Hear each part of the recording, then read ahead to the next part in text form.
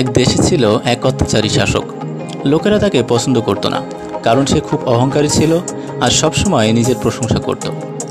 তার এক অদ্ভুত ধরনের অভ্যাস ছিল, যেই তার সামনে আসতো তাকে লাড্ডু খাওয়াতে হতো, তা না হলে তার শাস্তি। একদিন এক ইমানদার বৃদ্ধ বাজার থেকে ফেরার পথে শাসকের প্রাসাদের সামনে দিয়ে যাচ্ছিলেন। প্রহরীরা তাকে থামিয়ে বলল, এই বৃদ্ধ, শাসকের সামনে যেতে হলে লাড্ডু নিয়ে যেতে হবে।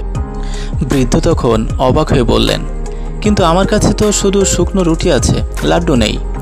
প্রহরীরা হেসে বলল, তাহলে আজ তোমার ভাগ্য খারাপ, এবং তাকে শাসকের সামনে নিয়ে গেল।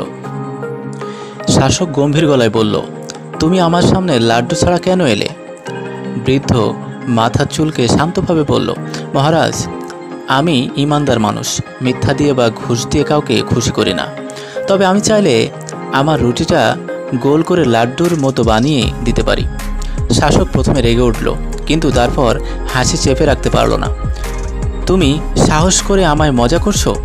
বৃদ্ধ শান্ত গলায় বলল, না মহারাজ, আমি শুধু বোঝাতে চাচ্ছি, জিনিসের চেহারা বদলালেই তার আসল রূপ বদলায় না। রুটি রুটিই থাকে, আর শাসক যদি অত্যাচারী হয়, সে রাজকীয় পোশাক পরলেও অত্যাচারী থাকে। শাসক এক মুহূর্ত চুপ করে রইল, তারপর উচ্চস্বরে হেসে উঠে বলল, এই বৃদ্ধ ঠিকই বলেছ।